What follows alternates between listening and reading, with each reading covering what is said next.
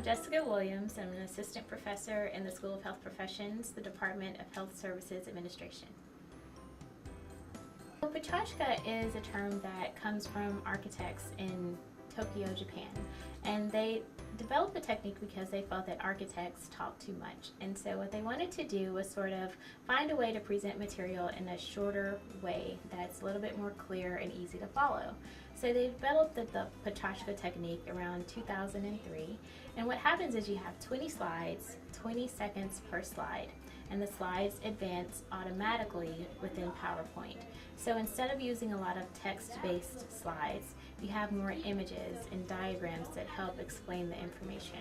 And so the way that I've been able to use this in epidemiology specifically is to have sort of diagrams of how, say, agent, host, and disease are integrated, and explain that with a diagram as opposed to several different bullet points.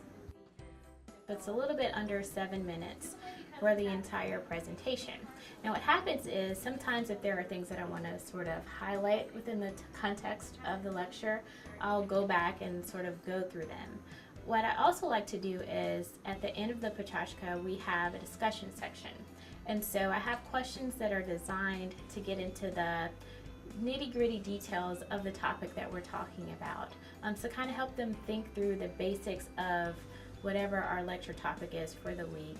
And when they have the discussion questions and they go through the answers, if there's anything that needs clarification, I do that then. And I can also go back to the slides to kind of point out, this slide said X, Y, and Z. This is what that means in application.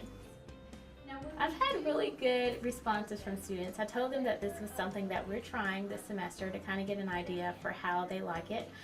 They said that they really like being able to engage in the lecture, that this is one of the few classes where they actually get to talk in class, and they really liked it. But the coolest thing that I've seen is that they've engaged more with each other. So prior to using this technique, I'd come to class, and they just kind of sit there looking at their phones or kind of going through whatever's in their notes. But now they're kind of talking to each other, and after class they're continuing to talk to each other. So there's more engagement with the class and with their peers around them about maybe other classes that they're taking together, maybe something that we've talked about in a lecture, maybe an upcoming assignment. So they're really engaged with each other through this process. Well, the cool thing about the discussion section of class that comes after the PechaKucha is I go through either case examples, we go through real world news articles that have come out to kind of talk through how some of the topics relate to scenarios that they might face in the real world, so that they can say, okay, I've thought about this before, and so when I get on the job and I see someone who has a norovirus, I know what the agent is, I know what the incubation period is, I know how it's transmitted, and I can sort of relate some of that experience that I had in class to a real world situation.